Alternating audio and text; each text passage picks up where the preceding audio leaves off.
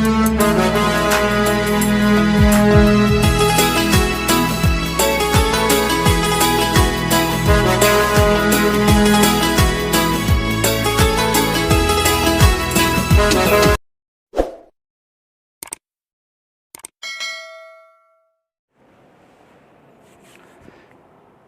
ગુરુદેવ. કેમ છો વિદ્યાર્થી મિત્રો? મજામાં? હવે વિદ્યાર્થી મિત્રો, આજે આપણે આ પીરિયડની અંદર વીમાના પ્રકારો વિશે ચર્ચા કરશું. કારણ કે આપણું આજે ચેપ્ટર ચાલે છે વાણિજ્ય વ્યવસ્થાનું બીજું, ધંધાકીય સેવા પાર્ટ 1. એની અંદર આપણે અગાઉના જે પીરિયડની અંદર જે શીખા એ વીમા વિશે શીખા અને વીમાના સિદ્ધાંતો શીખા. વીમાનો અર્થ અને વીમાના સિદ્ધાંતો. હવે જે જોવાના છે એ વીમાના પ્રકાર વિશે આપણે ચર્ચા કરવાના છીએ. તો વીમાના 2 પ્રકાર થાય: જીવનનો વીમો અને સામાન્ય વીમો. પાછા જીવનનો વીમો અને સામાન્ય વીમો, આ વીમાના 2 પ્રકાર, એના પાછા પેટાપાઠ થાય. અહીંયા આપણને આ ચાર્ટ આપેલો છે રૈખિક સ્વરૂપમાં, બરાબર? કે વીમાના પ્રકાર, પછી નીચે 2 જીવનનો વીમો અને સામાન્ય વીમો. આ સ્ક્રીનમાં તમને બતાતું હશે. તો જીવનનો વીમાની વાત કરી તો એના 2 વીમા થાય. જીવન વીમાના 2, એક જિંદગીનો વીમો અને હયાતીનો વીમો. કેવો વીમો? જિંદગીનો વીમો અને હયાતીનો વીમો.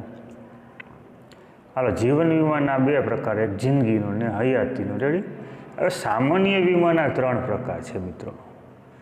સામાન્ય વીમાના 3 પ્રકાર છે: માલ હેરફેરનો વીમો, આગનો વીમો અને અન્ય વીમો.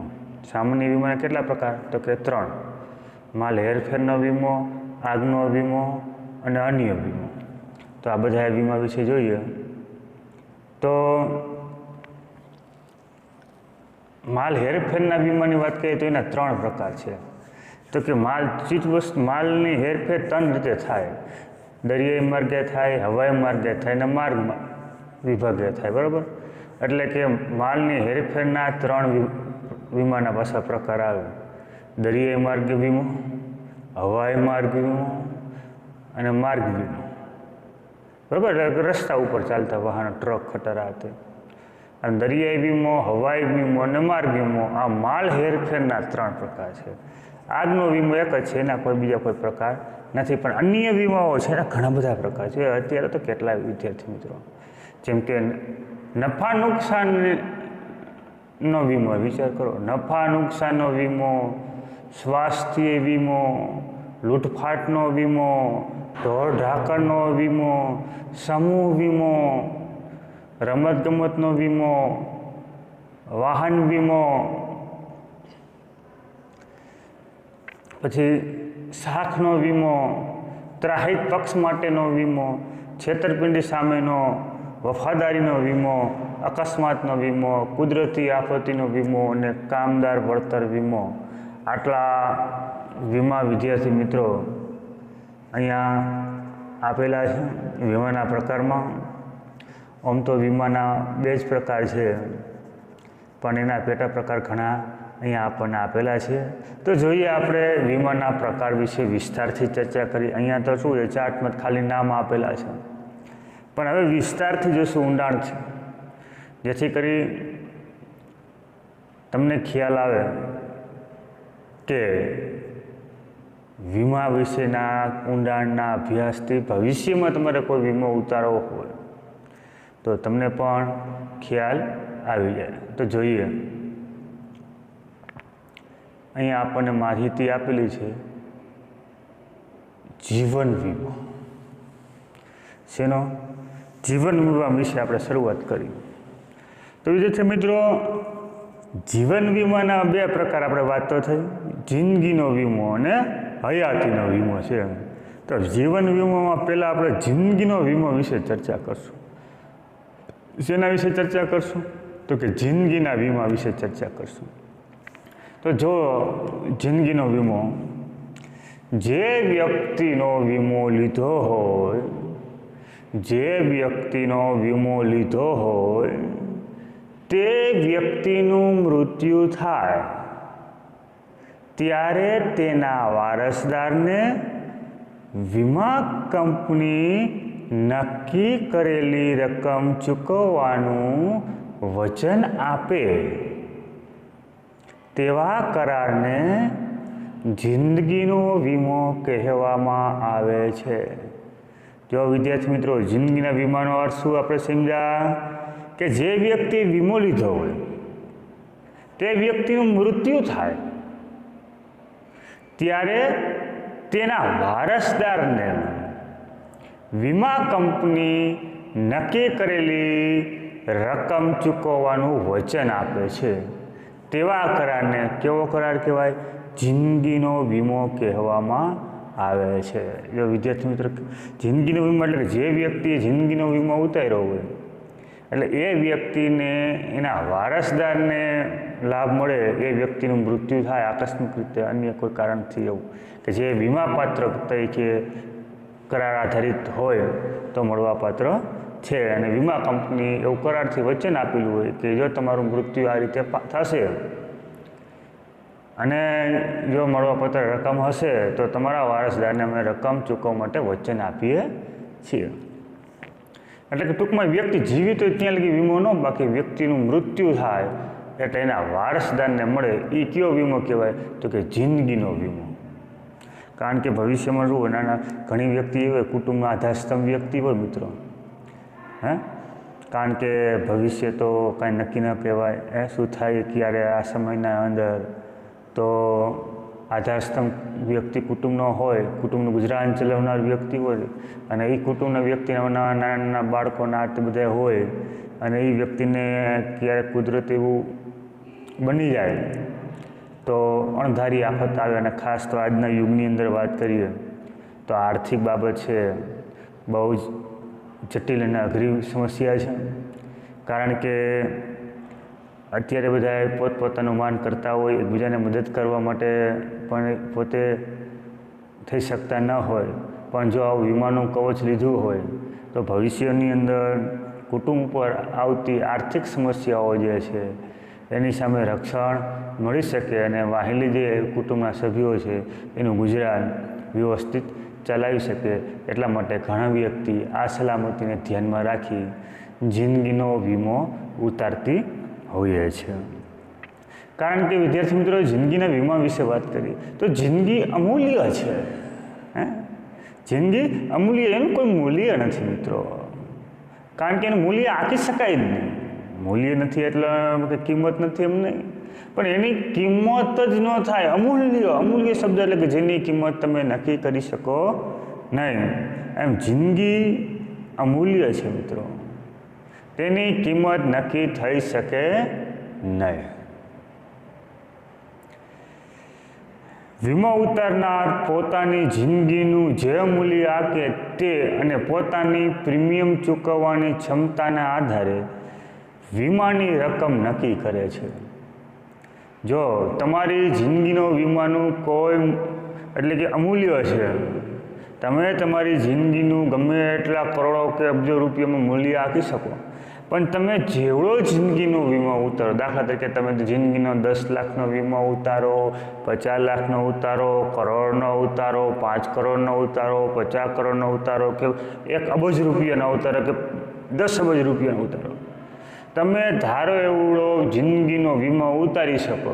પણ જેમ વીમાની વિદ્યાર્થી મિત્રો રકમ મોટી એમ પ્રીમિયમની રકમ પણ મોટી. એટલે જેમ તમે વધુ વીમો ઉતારો મોટી રકમનો જિંદગીનો, તો સામે એટલું તમારે પ્રીમિયમ ભરવું હોય તો તમે પ્રીમિયમ ભરવા સક્ષમ હોવા જોઈએ. એટલે કે તમારી ક્ષમતા મુજબ પછી તમે વીમો ઉતારવો જોઈએ. આમ અહીં નુકસાન વળતરનો સિદ્ધાંત અમલમાં મુકાતો નથી. અહીંયા કાંઈ નુકસાન વળતરનો સિદ્ધાંત લાગુ પડતો નથી. અહીંયા તો વ્યક્તિના મૃત્યુ સમયે જો કારણ શંકાસ્પદ ના હોય તો વીમા કંપની પોલિસીની પૂરી રકમ ચૂકવવા બંધાયેલી છે.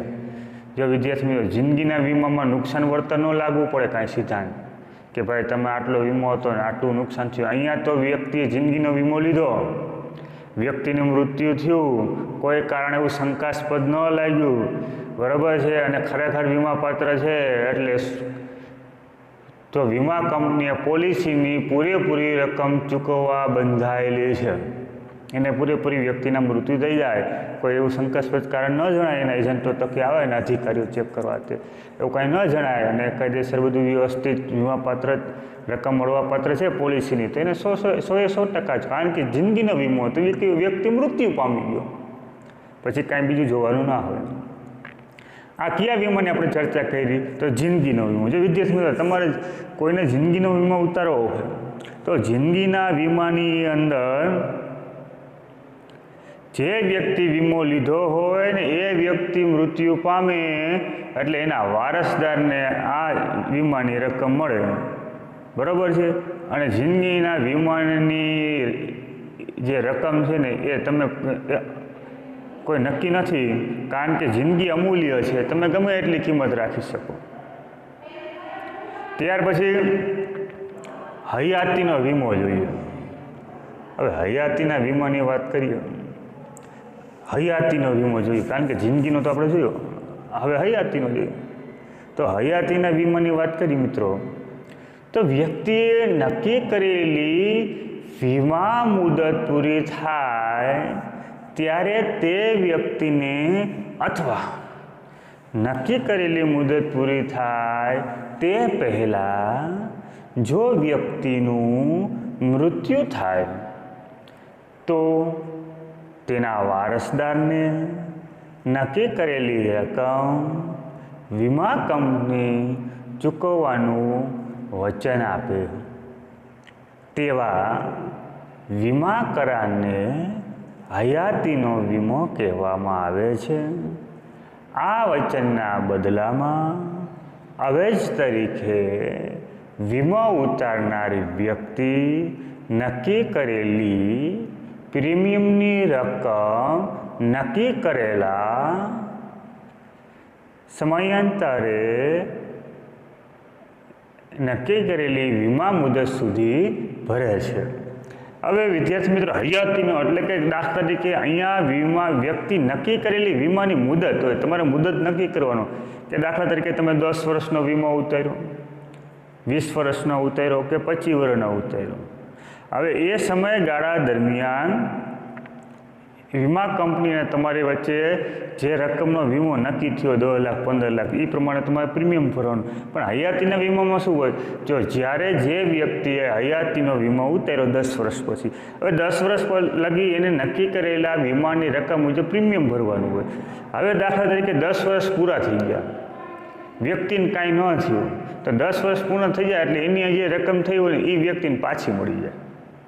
અને કદાચ એ વ્યક્તિ મૃત્યુ પામે, 10 વર્ષનો વીમો ઉતારીને 10 વર્ષમાં જ મૃત્યુ પામે તો એ બધી રકમ કોને મળે? એના વારસદારને મળે. આ મુજબનું હોય, કારણ કે મૃત્યુ ન પામે તો ખુદ વ્યક્તિને મળવા પાત્ર છે, અને મૃત્યુ પામે તો એના વારસદારને, કારણ કે હયાતીનો વીમો કહેવાય.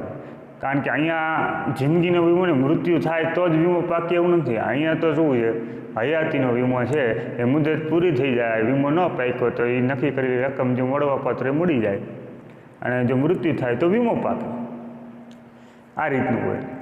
આમ હયાતીનો વીમો જે કોઈ ખાસ રિપીટ કરી દઉં કે વ્યક્તિએ નક્કી કરેલી વીમા મુદત પૂરી થાય ને ત્યારે તે વ્યક્તિને અથવા નક્કી કરેલી મુદત પૂરી થાય તે પહેલાં વ્યક્તિ મૃત્યુ પામે તો તેના વારસદારને નક્કી કરેલી રકમ વીમા કંપની ચૂકવવાનું વચન આપે તેવા કરારને વીમો કહેવાય.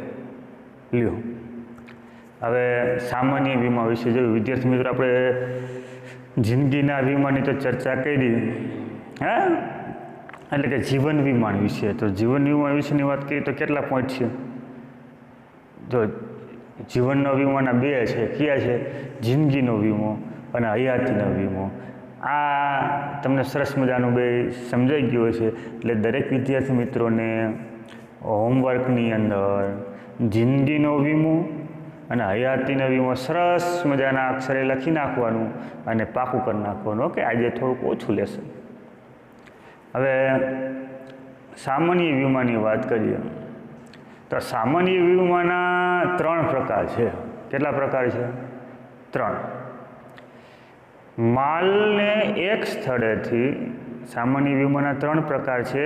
આ 3 પ્રકારની વાત કરીએ તો પહેલું માલની હેરફેરનો વીમો, બીજું તો આગનો વીમો, ત્રીજું તો અન્ય વીમા. આમ ટોટલ કેટલા વીમા છે? સામાન્ય વીમાના 3 વીમા: માલની હેરફેર, આગનો વીમો, અન્ય વીમાઓ.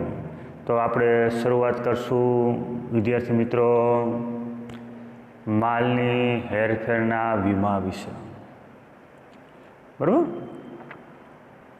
તો માલની હેરફેરનો વીમો જોઈએ તો વિદ્યાર્થી મિત્રો એમાં પણ માલની હેરફેરમાં વીમો રહેલો છે, જોખમ રહેલું છે. એટલે જે જગ્યાએ જોખમ ઊભું થતું હોય અહીંયા વીમો ઉતરતો હોય હાલના સમયમાં, મારું એવું માનવું છે. માલને એક સ્થળેથી બીજા સ્થળે લઈ જતા તેને પૂર્ણ કે આંશિક નુકસાન થવાનું જોખમ હોય છે. કારણ કે એક જગ્યાએથી બીજી જગ્યાએ તમે માલની હેરફેર કરો એટલે જોખમ તો રહેવાનું છે મિત્રો. દાખલા તરીકે એક શહેરમાંથી બીજી શહેરમાં ટ્રક દ્વારા માલ લઈ જતા હોય તો વાહનવ્યવહારમાં અકસ્માત થવાનો, ટ્રક પલટી ખાઈ જવાનો અથવા તો ચોર લૂંટફાટ થવાના આવા પ્રશ્નો રહે. એક રાજ્યમાંથી બીજા રાજ્યમાં અથવા તો એક દેશમાંથી બીજા દેશમાં સ્ટીમર દ્વારા માલ જતો દરિયાઈ માર્ગે, તો દરિયામાં પણ જોખમ ઘણા બધા રહેલા છે. તો આ બધા જોખમો સામે વીમા કંપનીઓ વીમાનું રક્ષણ માટે, વીમા નુકસાન માટે અથવા તો જોખમ સામે વીમો પૂરો પાડતી હોય છે. તો સામાન્ય વીમાની વાત કરીએ તો માલની હેરફેરના વીમા વિશે આપણે ચર્ચા કરીએ છીએ કે માલની એક સ્થળેથી બીજા સ્થળે લઈ જવા તેને પૂર્ણ કે આંશિક થોડું કે બધું નુકસાન છે અથવા થોડું કંઈ લાગે તો એના માટે વીમાના 3 પ્રકાર છે: દરિયાઈ વીમો, હવાઈ વીમો, માર્ગ વીમો અથવા તો રેલવે રસ્તા વીમો તરીકે ઓળખો. આ બધા વીમા વિશે આપણે ચર્ચા કરવાની છે. હવે વિદ્યાર્થી મિત્રો પહેલો જોઈએ દરિયાઈ વીમા વિશે વાત કરીએ. જેના વિશે માલની હેરફેરમાં 3 પ્રકાર છે, એમાં પહેલો દરિયાઈ વીમો જોઈએ. તો દરિયાઈ માલ મોકલવાનું ઘણું જ સસ્તું છે. એક દેશમાંથી બીજા દેશમાં માલની હેરફેર કરવી હોય મિત્રો તો દરિયાઈ માર્ગે ઘણું જ સસ્તું પડે, પરંતુ વિલંબકારી અને જોખમી પણ છે. સમય જાજો લાગે, પાછો જોખમ છે. જોઈએ દરિયાઈ માર્ગની વાત કરીએ ઊંડાણથી તો 18મી સદી પહેલાં મોટા ભાગની આંતરરાષ્ટ્રીય વેપાર દરિયાઈ માર્ગે થતો હતો. આથી વીમાના આ પ્રકાર સૌથી જૂનો અને સર્વવ્યાપી છે. લોર્ડ્સ ઓફ લંડન નામની સંસ્થાએ દરિયાઈ વીમાની શરૂઆત કરેલી મિત્રો.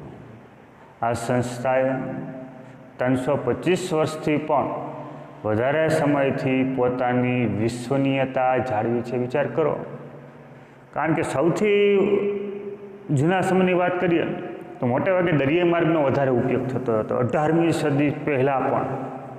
અને એ સમયે તો દરિયાઈ માર્ગે હેરફેર થતી હતી, કારણ કે બીજા વાહન વ્યવહારના આ તે કાંઈ રેલવે બેલવેની કંઈ શોધ તો હતી નહીં કે પ્લેન ને આ કાંઈ હતું નહીં. દરિયાઈ માર્ગે વાહનો, તો એ સમયની અંદર દરિયામાં જોખમોના કારણે દરિયાઈ વીમાની શરૂઆત થઈ. કઈ કંપની થઈ? તો લોર્ડ્સ ઓફ લંડનની આ વીમા કંપનીએ શરૂઆત કરી અને લગભગ આ કંપની એટલી જૂની છે મિત્રો કે 325 વર્ષથી પણ આ કામ કરે છે. અને એ પાછી એની એવી વિશ્વનીયતા એ જોવાની વાત છે કે જાળવી રાખી. આમ સૌથી વીમાની શરૂઆત જોઈએ માર્ગની હેરફેરની વાત તો દરિયાઈ માર્ગની શરૂઆત થઈ. હવે હવાઈ વીમાની વાત કરીએ તો હવાઈ વીમો જે છે મિત્રો 19મી સદીના ઉત્તરાર્ધથી એટલે કે 19મી સદી પૂરી થવાના સમયથી હવાઈ માર્ગ માલ મોકલવાનું શરૂ થતાં હવાઈ વીમાની શરૂઆત થઈ. હવે હવાઈ વાહન વ્યવહારનું ખૂબ જ ઝડપી પરંતુ ખર્ચાળ અને જોખમી છે. આથી હવાઈ વાહન વ્યવહાર મારફતે કિંમતી અને ઓછી વજનના માલની હેરફેર થાય. દરિયાઈ અને માર્ગ વિમાની સરખામણીમાં હવાઈ વિમાનનું પ્રીમિયમ પણ ઊંચું હોય છે મિત્રો. જો હવાઈ વિમાનની વાત કરીએ બાય પ્લેન, આ પ્લેનમાં તો જોખમ હોય કારણ કે આકાશમાં દુર્ઘટના પ્લેનની ઘણી વખત બનતી હોય છે. એટલે બીજું કે હવાઈ માર્ગમાં છે ને કિંમતી અને વજનમાં ઓછી વસ્તુ હોય ને એની હેરફેર થાય. કારણ કે વધારે વજનવાળું દાખલા તરીકે આ સ્ટીમરમાં માલ જાય છે એટલો કે પ્લેનમાં જાય નહીં હે. અને કારણ કે બીજું કે એ સ્ટીમરમાં તો શું કામ તો અહીંયા વાહન વ્યવહારનો ખર્ચ ઓછો લાગે. પ્લેનમાં એ કોઈ વસ્તુ લઈ મોકલે તો મોંઘું પડે ને, ભાડું વધી જાય. અને બીજું શું છે કે પ્લેનનો વીમો જે રહ્યું ને એનું પ્રીમિયમ પાછું ઊંચું છે મિત્રો. હવાઈ વીમાનું પ્રીમિયમ પણ ઊંચું છે. આમ હવાઈ વીમાની વાત કરી અને છેલ્લે આવશે માર્ગ વીમો અથવા રેલવે. તો વિદ્યાર્થી મિત્રો, માર્ગ વાહન વ્યવહાર જમીન માર્ગ અને રેલવે માર્ગનો પણ સમાવેશ થાય છે. જમીન તથા રેલવે માર્ગની હેરફેરના જોખમોમાં ખાસ કરી કેવા જોખમો આપણે રોડ ઉપર હાલતા હોય દાખલા કે તમને આપણે વાહન આપીએ જ છે ને, જમીન માર્ગનો તો આપણે ઉપયોગ રનિંગ કરતા હોય કેવા જોખમો હોય તમને ખબર જ પડી ગઈ હશે કે તમે કાર લઈને જતા હોય તો કેવા જોખમો હોય, અથવા તમે તમારો માલ ટ્રકમાં એક જગ્યાએથી બીજી જગ્યાએ મોકલતા હોય તો કેવા જોખમ હોય. તો કે ચોરીના, લૂંટફાટના, અમુક એરિયા એવા આવે કે આપણો માલ અહીંયાથી પસાર કરવો એ ઘણો પડી જાય મિત્રો. ચોરી, લૂંટફાટ, માલ હેરને નુકસાન, અકસ્માત થવો, પલટી મારી જાય ગાડી હાલો લ્યો. આપણે રસ્તામાં ઘણી વખત જોઈ છે આખી માલ ભરેલી ગાડી પલટી મારી ગઈ હોય તો ડેમેજ કેટલું થાય, નુકસાન કેટલું થાય માલને. તો માર્ગના રક્ષણ મેળવવા માટે માર્ગ વીમો લેવામાં આવે છે. માલની દાખલા તરીકે રાજસ્થાનથી ગુજરાત એ જગ્યાએ માલ પહોંચાડવાનો તો રાજસ્થાનથી ગુજરાત લગીનો જે માલ ન પહોંચે ને ત્યાં લગી એનો વીમો હોય. પછી એ સ્થળે પહોંચી ગયા પછી એ માલ ઉપર વીમો ન રહ્યો, એ રીતનું હોય મિત્રો. તો માર્ગ વીમો અને રેલવે વીમાની વાત કરી. આ વિદ્યાર્થી મિત્રો, આજે આપણે જે ચર્ચા કરી એ તો જીવન વીમાની અને માલની હેરફેરના વીમાની વાત કરી. તો માલની હેરફેરના 3 છે પ્રકાર: દરિયાઈ, હવાઈ અને માર્ગ. હવેનું આગળનું જે છે નેક્સ્ટ પીરિયડમાં ચર્ચા કરશું. તમે સરસ મજાનો મિત્રો વિડીયો જોજો, સમજશો. કારણ કે આજે આપણે 5 મુદ્દાઓ આમ તો કહેવાય, કારણ કે જીવનના વીમાના 2 પોઈન્ટ અને માલ સામાનના હેરફેરના વીમાના 3 પોઈન્ટની ચર્ચા કરેલી, એટલે કે ટોટલ 5 મુદ્દાની આપણે વ્યવસ્થિત ચર્ચા કરેલી છે. અને બહુ જ સિમ્પલ અને સરળ શૈલીમાં હું સમજાવું છું મિત્રો, કે જેથી કરીને ઓનલાઈન તમને ઘર બેઠા વ્યવસ્થિત સમજાય. કારણ કે આખું અહીંયા તમારા સમક્ષ એક પુસ્તકની સ્ક્રીન તમને જોવા મળે છે, જેથી કરીને તમે અહીંયા પણ રીડ કરી શકો અને હું સમજાવતો એ પણ થઈ શકે. એટલે કે જેથી કરીને આપણે સ્કૂલમાં ભણતા હોય એવો માહોલ અહીંયા ઊભો કરવા પ્રયત્ન કરી રહ્યા છીએ. ચલો વિદ્યાર્થી મિત્રો, હવે નેક્સ્ટ પીરિયડમાં આપણે મળશું. ત્યાં લગી રજા લો. અસ્તુ.